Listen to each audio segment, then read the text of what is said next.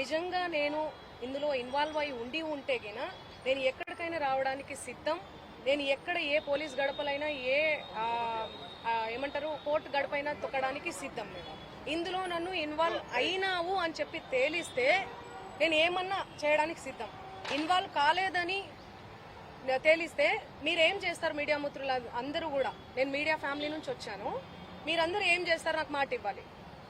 ఆయన ఇవన్నీ తప్పుడు ఎలిగేషన్స్ వేస్తున్నాడు. ఒక బంజారా గిరిజన ఆడబిడ్డ మీద కష్టపడి 14 ఏళ్ల నుంచి ఒక్కొక్క మెట్టు ఎదిగి ఆడబిడ్డ మీద ఆయన ఈ ఫేమస్ కోసం కేవలం బిగ్ బాస్ కి వెళ్ళాలి, శ్రీముఖి అంటే క్రష్, ఫేమ్ అవ్వాలి. ఆయన ఒక భరతనాట్యం డాన్సర్.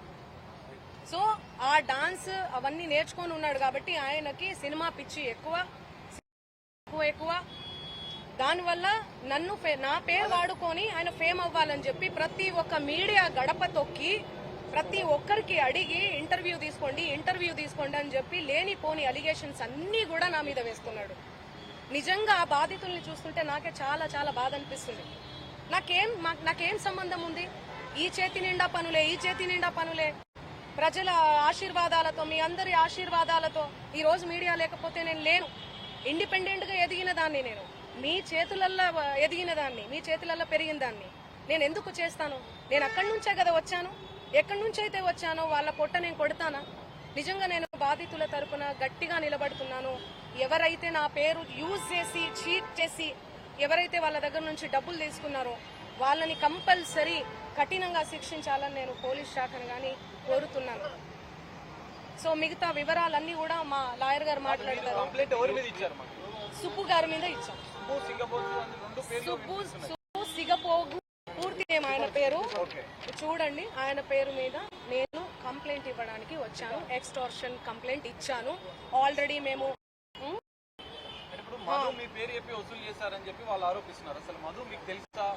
నా మీద ఎవరెవరో ఆరోపిస్తారండి. ఎవరెవరో వస్తారు, ఫోటోలు దిగుతారు. మీరు దిగరా? ఇంతకు ముందే దిగిర్రు. మీరు దిగరా? ఎవరి సెలబ్రిటీ స్టేటస్ లో ఉన్నాను. నేను సెలబ్రిటీగా ఏ రోజు ఫీల్ అవ్వలేదండి. సెలబ్రిటీగా నేను ఫీల్ అయ్యి ఉంటే ఈ రోజు ఈ 14 ఏళ్ల జర్నీ కొనసాగేది కాదు, ఎక్కడో ఆగిపోయేదాన్ని. ఎప్పుడైనా కూడా నేను ఎవరి ఇంట్లో పడితే వాళ్ళ ఇంట్లో పోయి అన్నం తినేస్తా. సొంత చెల్లెలాగా, సొంత అన్నలాగా, అన్న చెల్లి తప్ప, అన్న తమ్ముడు తప్ప వేరే సంబోధన కూడా ఉండేది. సో ఎందుకు ఇంతలా బదనాం చేస్తున్నారు నాకు అసలు ఏం అర్థం కావట్లేదు. ఎంతో మంది ఫోటోలు దిగుతుంటారు, ఎంతో మంది ఇంటికి పోయి ఫోన్ చేస్తుంటారు. అదే చెప్తున్నా, ఫేక్ ఎలిగేషన్స్ అని చెప్తున్నా నేను. అందుకే కేసు పెట్టాం మేము. ఎలా ఇస్తా? ఆయన రివర్స్ అంటున్నాడు. ఆయనే డబ్బులు ఇస్తే నేను నీ పేరు తేను ఇంట్లో మీ పైసలు ఇవ్వాలి నాకు. ఆయన పైసలు ఇవ్వాలనే కదా ఇదంతా చేస్తున్నాడు. మీకు అర్థం అవట్లేదా? అందుకే మేము డిఫమేషన్ కేసు పెట్టినాం. ఎందుకు సంబంధిస్తారండి? ఎవరెవరో వస్తారు, ఆమె మాకు తెలుసు, ఇదిగో నేను ఫోన్ చేస్తాను, ఇదిగో మాట్లాడు, ఇదిగో నా కోసం పాట పాడింది, నా కోసం అన్నం తిన్నది. అభిమానులు ఎంతో మంది ప్రోగ్రాంకి వెళ్తున్న క్రమంలో ప్రోగ్రాం చేసుకున్న తర్వాత మేము అన్నం తినండి, మా ఇంటికి రండి, మా ఊరికి రండి మేడం, మీ కాలు మోపండి మేడం, మీరు లక్ష్మీ లాగా ఇట్లా మాట్లాడుతుంటారు. నేను ఎంతో మంది ఇళ్లల్లో, నేను కర్ణాటకకు పోయినా, ఎక్కడ పోయినా ఎంతో మంది ఇళ్లలో పోయి అన్నం తినేసి వస్తాను నేను. ఎందుకంటే అభిమానం. నేను చాలా చాలా ఎక్కడి నుంచి అయితే వచ్చానో నా మూలాలు నేను మర్చిపోలేదు.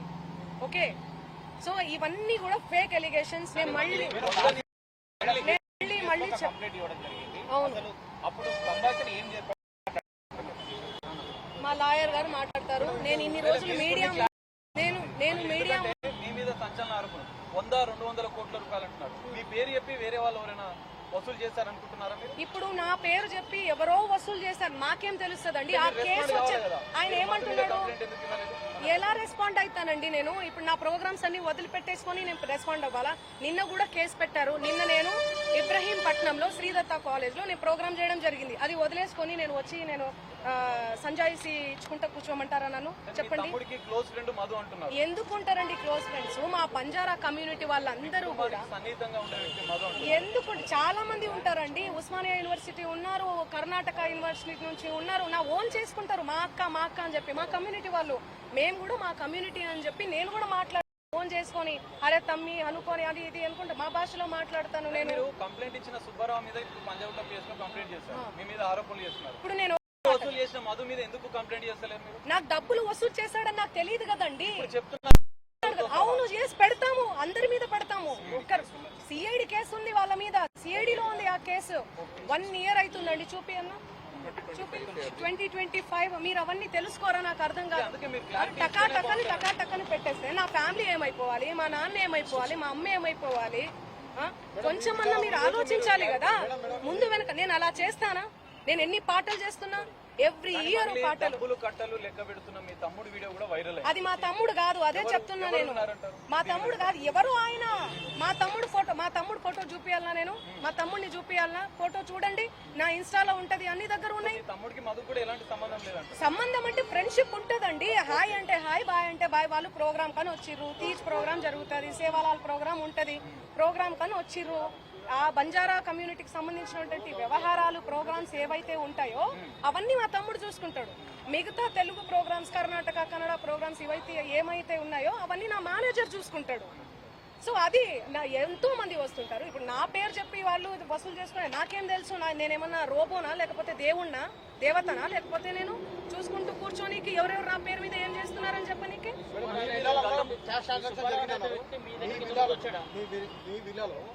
మా విల్లా కాదండి, అది ఎవరిదో అండి. మీరు కావాలంటే అందరు రండి, మీడియా వాళ్ళందరూ రండి, మా ఇంటికి రండి. మీరు గతంలో క్లారిటీ ఇచ్చారు, కోకాపేటలో స్కూలు, హాస్పిటల్, పబ్బు కోసం ఆ పెట్టుబడులు. కోకాపేటలో స్కూలు, పబ్బు అవన్నీ యాడున్నాయో తెలీదు. ఆ బిజినెస్ మైండే ఉంటే ఎప్పుడో పెట్టేసుకునేదాన్ని. నీ పాటల ప్రపంచంలోనే ఎందుకు బతికేదాన్ని? నాకు పాటలు పాడడం, పాటల ప్రపంచం తప్ప ఏమీ తెలియదండి. నాకు నిజంగా డబ్బు ఆశ ఉంటే లాస్ట్ ఇయర్ ఎన్నికలు 2023 ఇక్కడ, 2023 ఇక్కడ, 2024 అక్కడ జరిగింది. నేను ఏ ఏపీలో కానీ ఏ తెలంగాణలో కానీ ఎక్కడన్నా కనిపించినా ఎన్నో మనీ ఆఫర్ చేసిర్రు, నాకు కోట్లు ఇస్తామని చెప్పి. అయినా కూడా నేను కనిపించలేదు. ఎందుకంటే నాకు డబ్బు ముఖ్యం కాదండి, వ్యక్తిత్వం చాలా ఇంపార్టెంట్. చాలా నియత్గా, చాలా ఎథిక్స్ తో బతుకుతూ వస్తున్నానండి నేను. నాకేం అవసరం ఉంది చెప్పండి? చేతి నిండా పనులు. మీరు చూడట్లే, నా ఇన్స్టా చూడట్లే, సోషల్ మీడియాలో చూడట్లే. ఒక్క పాట చేస్తే ఎందుకంటే ప్రజలు ఇంతగానం ఆశీర్వదిస్తున్నారు? ఎందుకు 100 millions పోతున్నాయి? ఎందుకు మీ అందరు కూడా లైక్ చేస్తున్నారు చెప్పండి? నాకేం అవసరం ఉందండి? వీడియో ఉంది, నా వీడియో ఉంది.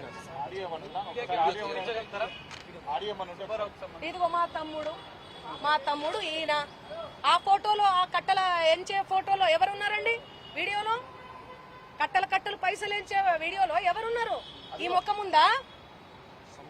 సంబంధం లేని విషయం, మాకు సంబంధం లేని విషయం తెచ్చి మా మీద ఎందుకు రుద్దుతున్నారు అనేది నాకు అర్థం కావట్లేదు.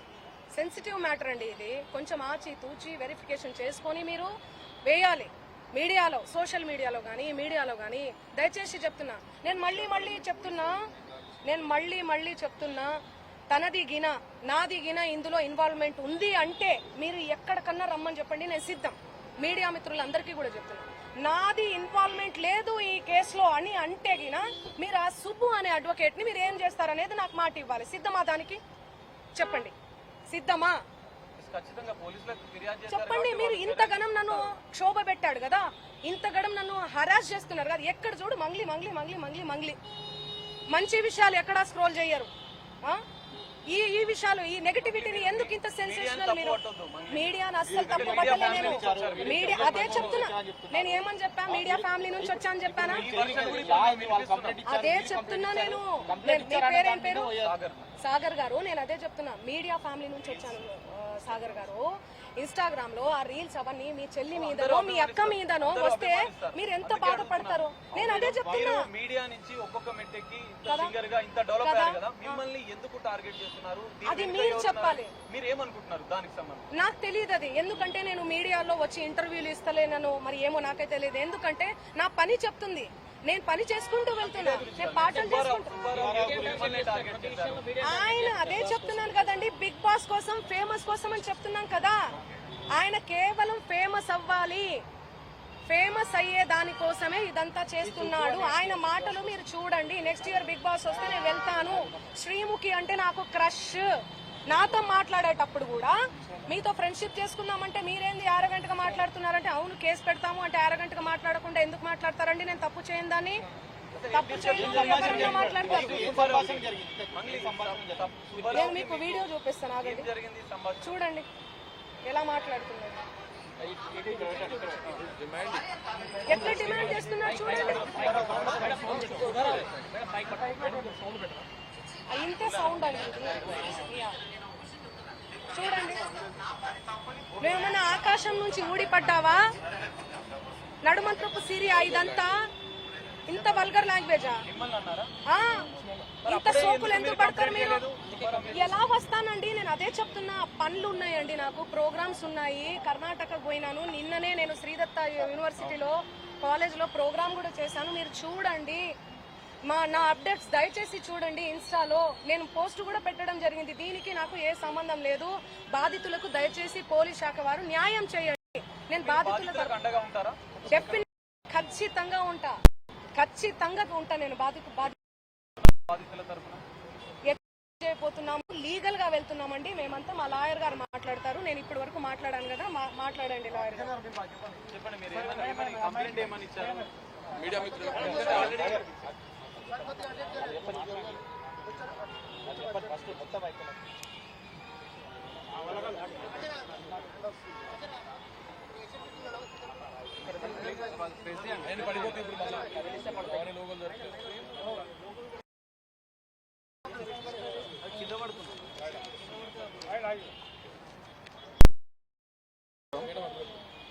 ఈరోజు మీ ముందు చెప్పండి, మన సింగర్ మంగ్లీ గారికి రెగ్యులర్గా ఇన్స్టాగ్రామ్లో, యూట్యూబ్ ఛానల్లో, మీడియాలో స్క్రోల్ చేయడం జరుగుతుంది. ఆమెని స్క్రోల్ చేయడం ఎందుకు చేస్తున్నారు అనేది ప్రశ్న వేస్తుంది. అయితే ఆల్రెడీ 2024 ఈ బాధితులకు సంబంధించి ఎఫ్ఐఆర్లు జరిగినాయి. ఆ జరిగిన విషయము ఆల్రెడీ పోలీస్ ఇన్వెస్టిగేషన్ జరుగుతుంది. పోలీస్ ఇన్వెస్టిగేషన్ చేస్తున్నప్పుడు పోలీసు వారు ఎవరు తప్పు చేశారో వాళ్ళని డెఫినెట్లీ పోలీసు వారు ఇన్వెస్టిగేషన్లో పట్టుకుంటారు. ఇక్కడ మంగ్లీ గారి ఇన్వాల్వ్మెంట్ లేదు కాబట్టి పోలీసు వారు పట్టుకోవడం లేదు. ఎందుకు ఈ సుబ్బు గారు కావాలని మీడియా ముందు వచ్చి, ఆయన ఏమైనా ఆఫీసరా? ఆయనను ఎవరైనా ఇన్వెస్టిగేషన్ చేయమని అన్నారా? ఇన్వెస్టిగేషన్ ఆఫీసర్ ఉన్నారు కదా, ఇన్వెస్టిగేషన్ సిఐడి చేసుకుంటుంది. ఎవరైనా ఎకనామిక్ అఫెన్స్ ఉంటే వాళ్ళు చేసుకుంటారు, వాళ్ళకి హక్కు ఉంది. ఈయన ఎందుకు మీడియాలో వచ్చి ఈమె గురించి ఎంత డిఫెమ్ చేయడము? ఆమె ఏదో కష్టపడి 14 సంవత్సరాల నుంచి కష్టపడి ఒక పేద కుటుంబం నుంచి వచ్చి ఈరోజు ప్రజల ముందు ఆమె ఆశీర్వాదంతో నడుస్తుంది. ఆమెను ఎందుకు డిఫేమ్ చేయాలి?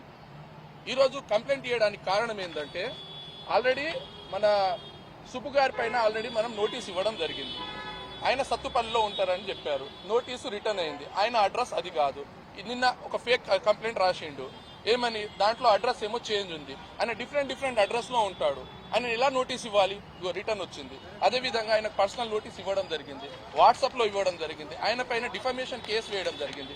మీడియా మిత్రులకు చెప్పేది ఏంటంటే, మేడం మీడియా ముందు రాకపోవడము ఆమె బిజీ షెడ్యూల్ వల్ల రాలేదు. ఆల్రెడీ ఆమె ఆల్రెడీ ఆయన పైన కేసులు వేస్తూనే వస్తుంది. బిఫోర్ ద మీడియా తను రాలేదు. అదే విషయం జరుగుతుంది. ఆల్రెడీ మీరు చూడొచ్చు, ఓఎస్ నంబర్ చూడొచ్చు. అదేవిధంగా ఈరోజు కంప్లైంట్ చేయడానికి కారణం, మొన్న 22/3/2026 రోజు సడన్ గా ఆయన పూజారి నాగేశ్వరరావు ఒక అడ్వకేట్ గారి ఆఫీసులో తను ఉంటే మేడం గారు అక్కడ ఉన్నారు.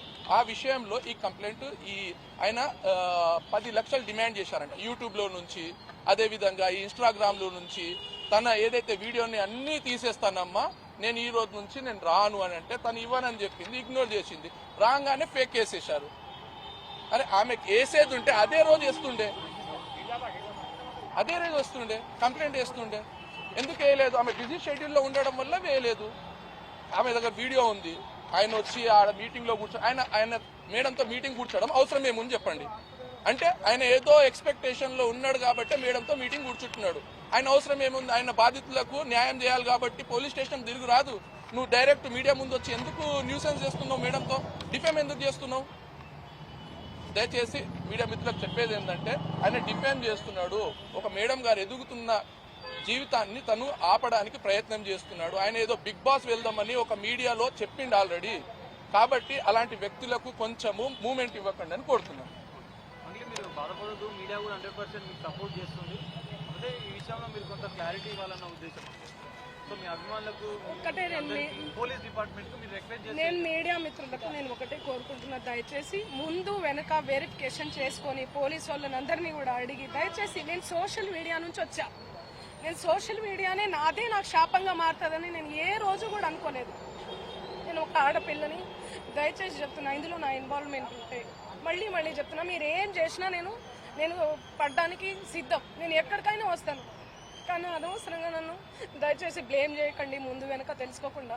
ఇందులో నా ఇన్వాల్వ్మెంట్ 1% కాదు కదా, 0% కూడా లేదు.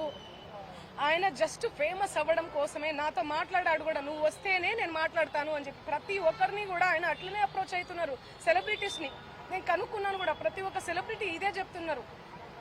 రిటర్న్ డబ్బులు ఇచ్చి మరీ ఇంటర్వ్యూ చేయించుకుంటాడట ఆయన, అంత పిచ్చి ఉంది ఆయనకి. ఆయన ముందు వీడియోలు వినండి. అండ్ ఈ కేసు సిఐడిలో ఆల్రెడీ నడుస్తుంది, 1 year నుంచి నడుస్తుంది. 3 years నుంచి వాళ్ళు ఈ దందా నడిపిస్తున్నారంట. వాళ్ళందరూ కూడా బాలాజీ నాయక్, మధు నాయక్, ఇంకెవరెవరో, హేమకాంత్ రెడ్డి, ఇంకోరు ఎవరెవరో ఉన్నారు. వాళ్ళంతా గొలుసు కట్టులా ఉన్నారు వాళ్ళు. నాకు అసలు తెలీదు. అన్యం పుణ్యం ఎరగని మమ్మల్ని, నన్ను, నా ఫ్యామిలీని దయచేసి రోడ్డుకి ఇచ్చి, మీడియా మిత్రులారా మేము మళ్ళీ చెప్తున్నాం, న్యాయం ఎవరి వైపు ఉంటే వాళ్ళ వైపు ఉండండి. దయచేసి మీడియా అంటేనే నాకు చాలా గౌరవం, నిఖార్సైన మీడియా. దయచేసి చెప్తున్నా, మళ్ళీ చెప్తున్నా, వాస్తవాలు చెప్పండి, అవాస్తవాలు వద్దు. సడన్ గా ఇట్లా ఏం తెలియకుండా ఎవరో వచ్చి నా మీద ఎలిగేషన్స్ వేస్తే దయచేసి మీరు పెట్టుకోకండి. ఎందుకంటే నేను ఒక ఆడబిడ్డని, గిరిజన ఆడబిడ్డని. ఎవరెవరో పడనోళ్ళు మా ప్రోగ్రామ్కి రాలేదు, అంత బలుప, అంత ఓవర్ యాక్షన్, ఏమేమో ఉంటాయి. వాళ్ళు వచ్చి పడదు అని చెప్పి ఏదేదో మాట్లాడుతుంటారు. మీరు అట్లా పెట్టుకోవడం చాలా తప్పు. దయచేసి మీడియా మిత్రులు, నా ఫ్యామిలీ లాంటి వాళ్ళు, నా ఫ్యామిలీ మీడియా అంటేనే నా ఫ్యామిలీ, నేను కూడా ఒక జర్నలిస్ట్గానే వచ్చాను. కానీ ఎవరిని ఏ మాట అనకుండా నా కష్టాన్ని నేను నమ్ముకొని, నా పాటను నేను నమ్ముకొని ముందుకెళ్తున్నా. నా మీద పార్టీ ముద్రలు వేసినా కూడా నేను వద్దు ఈ పార్టీ అని చెప్పి అప్పుడెప్పుడో ముందుసారి సిచ్యువేషన్ని బట్టి వెళ్ళి పాటలు పాడిన. పార్టీ ముద్రలు వేస్తే 2023, 2024 ఎలక్షన్ మూమెంట్లో అసలు నేను ఎక్కడ కూడా కనిపించలేదు, ఎవరికి పాటలు కూడా పాడలేదు. అవునా కాదా? మీరు సెర్చ్ చేయండి. మళ్ళీ చెప్తున్నా, నాకు వద్దు, నా పాట ముఖ్యం. నాకు వద్దు ఈ పార్టీలు, పార్టీ జెండాలు, ఈ సుబ్బు లాంటి ఫేక్ ఎలిగేషన్స్ వద్దు నాకు ఇవన్నీ. నేను ఎందుకు ఇన్వాల్వ్ అవుతాను చెప్పండి? దయచేసి చెప్తున్నా, నాకున్న క్రెడిబిలిటీతోనే ఇంతవరకు నేను వచ్చిన, ఆ క్రెడిబిలిటీతోనే ఇక్కడ దాకా కూడా నేను వచ్చిన. దయచేసి నా ఫేమ్ని డీఫేమ్ చేయకండి కోరుతున్నా నేను, ప్లీజ్. Thank you. వాళ్ళని పట్టుకోవాలి పోలీసులని నేను ఒకటే కోరుకుంటా, వాళ్ళని కంపల్సరీ పట్టుకోవాలి. పట్టుకొని ఆ పైసలు, పాపం వాళ్ళు ఎంతో కష్టపడి, ఎంతో ఏమంటారు, ఆ కష్టం విలువ నాకు తెలుసు. ఒక చిన్న గ్రామం నుంచి వచ్చినాను కాబట్టి ఎంతో కష్టపడి 5 లక్షలు 10 లక్షలు ఇచ్చుకుంటూ తిరిగిర్రు వాళ్ళు. వాళ్ళ పైసలన్నీ వీళ్ళు ఏడబెట్టిర్రో ఏం చేసిర్రో కూడా తెలియదు మాకు. అసలు ఆ ఫ్రాడ్ కేసు అని చెప్పి, మిర్యాల కూడా ఫ్రాడ్ కేసు అని చెప్పి తెలియంగానే మేము ఏం అర్థం కాలే మాకు. ఇంత డేంజరస్ ఉన్నారా వీళ్ళంతా? ఎవరిని నమ్మాలి, ఎవరిని నమ్మకూడదు? ఎవరితో ఫోటో దిగినా, ఏం చేసినా కూడా ఏంది ఇదంతా? ఎవరు వేస్తుంటోళ్ళో మనకేం తెలుసండి? ఎంత అభిమానంతో నాతో ఆడవాళ్ళు అయితే ఇట్లా చేసుకుంటారు, రా బిడ్డ అని చెప్పి. ఎవరు ఎట్లుంటారో, ఎవరు ఎక్కడ ఏముంటారో, ఎవరు ఏం చేస్తారో నాకేం తెలుసు? అభిమానం కొద్ది పిలిచినా కూడా పోవడం తప్ప? చెప్పండి, మీరే న్యాయం చేయండి, మీరే న్యాయం చెప్పండి. ఈయనకేం అవసరం అండి? ఈయనేమన్నా జడ్జా, ఈయనేమన్నా జ్యుడిషియలా, ఈయనేమన్నా ఏమంటారు పోలీస్